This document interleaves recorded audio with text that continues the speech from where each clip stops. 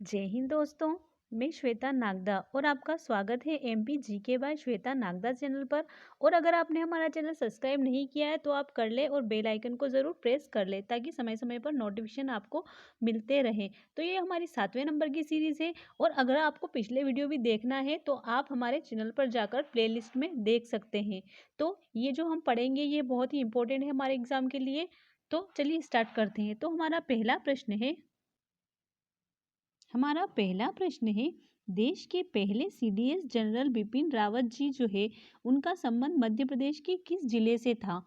तो हमारे ऑप्शन में है इंदौर, शहडोल, बैतूल या फिर सागर। तो इसमें सही आंसर जो होगा हमारा शहडोल जिला।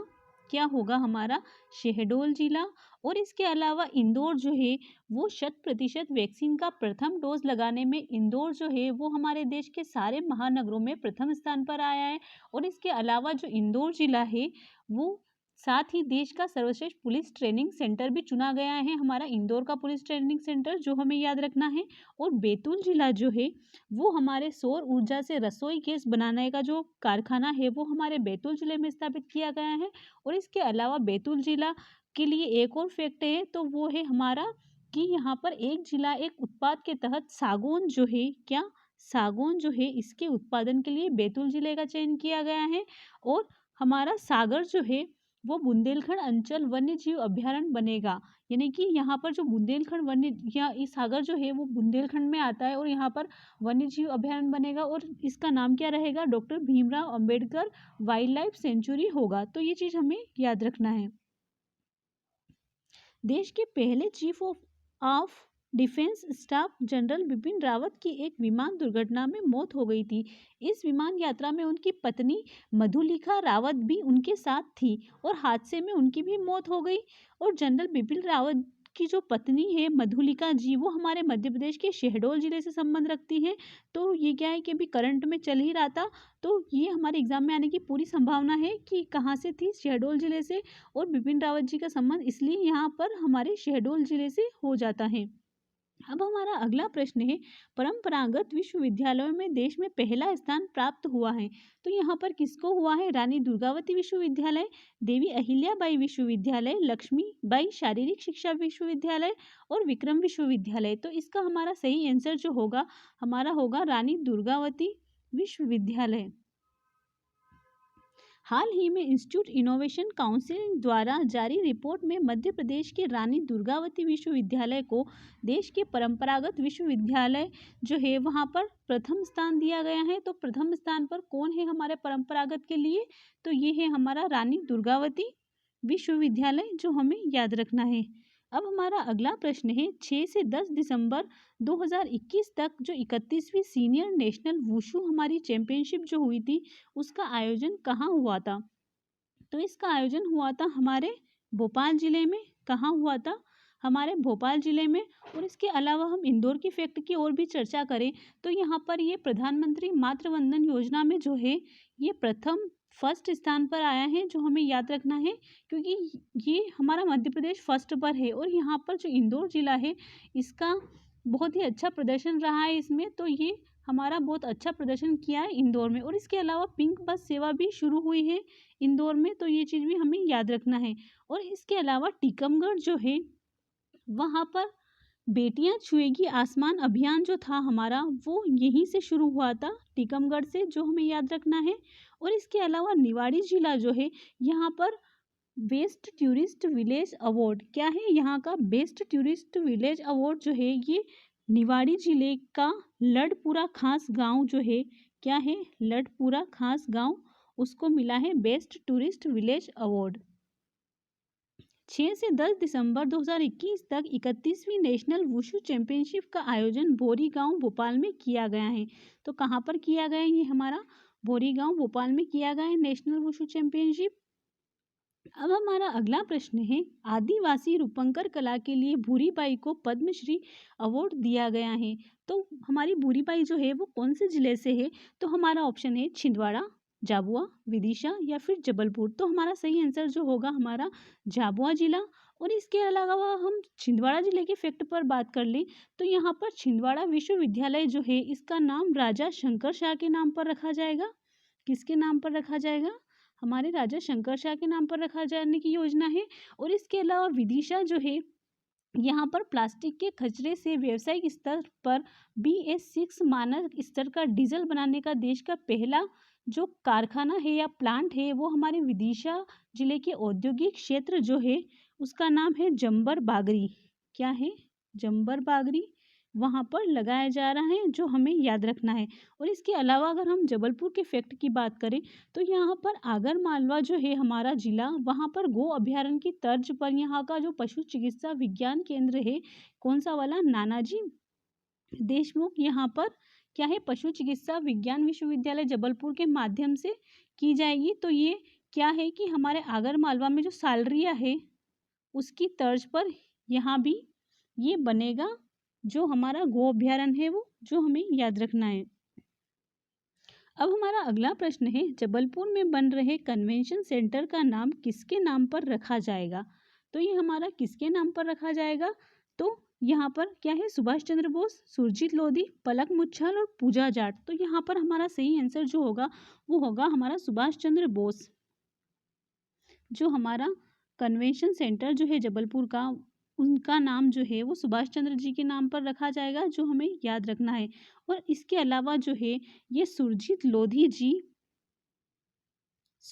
लोधी को अभी हमारा डायना अवार्ड मिला है।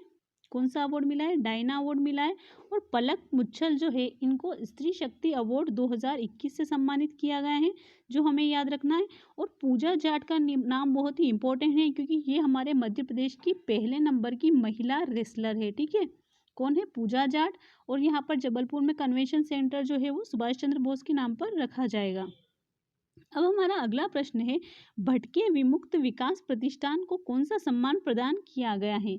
तो यहाँ पर कौन कौन से ऑप्शन है हमारे? महात्मा गांधी सम्मान, तुलसी सम्मान, राजा संग्राम साहब पुरस्कार और नेताजी सुभाष चंद्र बोस पराक्रम पुरस्कार। तो इसका सही आंसर जो होगा हमारा वो होगा महात्मा गांधी सम्मान। क्या होगा? महात्मा गांधी सम्मान, जो 2020 का है वो 21 में दिया गया है। ठीक है, तो यहाँ पर ये चीज़ बहुत ही इम्पोर्टेंट हो जाती है कि भटके विमुक्त विकास प्रतिष्ठान जो है उनको कौन सा सम्मान दिया गया है? तो वो दिया गया हमारा महात्मा गांधी सम्मान। और इसके अलावा हम तुलसी सम्मान की बात कर लें तो यहाँ पर भी ये 2020 वाला तुलसी सम्मान जो है वो जनजाति कलाकार जो है तिलक राम पेंद्राम, क्या नाम है जिनका? तिलक राम पेंद्राम नाम है, जिनको दिया गया है। और इसके अलावा राजा संग्राम साहब पुरस्कार जो है इसमें 5 लाख रुपए की राशि दी जाती है। कितनी दी जाती है? 5 लाख रुपए की राशि। और 15 नवंबर को आयोजित जनजातीय गौरव दिवस के अवसर पर मुख्यमंत्री ने इस साल क्या है कि ये बताया है कि हर साल इस पुरस्कार प्राप्त करेगा कोई ना कोई, तो इसकी घोषणा करी है कि किसी ने किसी को दिया जाएगा। तो ये घोषणा जब होती है हमारे लेटेस्ट में जो रहते हैं पुरस्कार, इनकी घोषणा होती है, तो यहाँ पर हमारे एग्जाम में आने की पूरी संभावना रहती है। तो हमें याद रखना है कि राजा संग्राम शाह पुरस्कार जो है इन्होंने इसकी घोषणा 15 नवंबर को करी थी और हर साल इसको दिए जाने का प्रावधान बनाया है। अब है हमारा नेताजी सुभाष चंद्र बोस पराक्रम पुरस्कार। तो प्रदेश के ये 5 विद्यार्थियों को दिया जाएगा हर साल। ठीक है, तो 5 विद्यार्थियों को जो भी उत्कृष्ट कार्य करेंगे बहुत, तो ये पुरस्कार उन्होंने देने की घोषणा की है। और ये पुरस्कार अभी स्थापित हुआ है, तो ये भी पूछने की बहुत अधिक संभावना बन जाती है हमारे एग्जाम में, जो हमें याद रखना है। तो यहाँ पर भटके विमुक्त विकास जो प्रतिष्ठान है उनको कौन सा पुरस्कार मिला है? तो हमें याद रखना है महात्मा गांधी वाला मिला है। ठीक है, अब हमारा अगला प्रश्न है, मध्य प्रदेश के कौन से जिले के सिंगोरगढ़ किले के संरक्षण कार्यों की आधारशिला रखी है? तो हमारा ऑप्शन है सागर, भोपाल, दमोह या फिर झाबुआ। तो इसका हमारा सही आंसर जो होगा हमारा दमोह जिला। क्या होगा हमारा? दमोह जिला। तो यहाँ पर क्या है कि हमारे दमोह जिले में जो सिंगोरगढ़ किला है उनके संरक्षण कार्यों की आधारशिला रखी है। तो कई बार ये भी पूछ लेते हैं क्योंकि ये करंट में है कि सिंगोरगढ़ का किला कहाँ पर है, तो ये हमारे दमोह जिले में है, जो हमें याद रखना है। और इसके अलावा अगर हम सागर जिले की बात करें तो सागर जिले की जो सिरोंजा तहसील है वहाँ पर ऑटोमेटिव मिल्क प्रोसेसिंग सेंटर खोला गया है। क्या खोला गया है? ऑटोमेटिव मिल्क प्रोसेसिंग सेंटर खोला गया है हमारे सागर जिले के सिरोंजा तहसील में। और इसके अलावा जो भोपाल है इसकी अगर हम फैक्ट की बात कर ले तो यहाँ पर राजा राम रूप ध्वनि कला बड़ा दीर्घा उद्घाटन यहाँ भोपाल में किया गया है। और इसके अलावा हमने झाबुआ का पढ़ा ही था कि यहाँ पर भूरीबाई को पद्मश्री दिया गया है, तो ये चीज़ हमें याद रखना है। और सिंगौरगढ़ का किला हमारे हैं दमोह जिले में। अब हमारा अगला प्रश्न है, किस राज्य में 5 ड्रोन स्कूल खोले जाएंगे? तो हमारा ऑप्शन है हिमाचल प्रदेश, मध्य प्रदेश, उत्तर प्रदेश या फिर उत्तराखंड। तो हमारा ये सही आंसर जो होगा हमारा क्या होगा? मध्य प्रदेश। तो यहाँ पर क्या है कि 5 ड्रोन स्कूल खोले जाएंगे। यहाँ पर ड्रोन चलाने वगैरह की सारी ही शिक्षा यहाँ पर दी जाएगी, जो हमें याद रखना है। अब हमारा अगला प्रश्न है, मध्य प्रदेश में पर्यटन को बढ़ावा देने के लिए किसके साथ समझौता किया है? तो यहाँ पर हमारे ऑप्शन है केरल, हिमाचल, उत्तराखंड या फिर तमिलनाडु।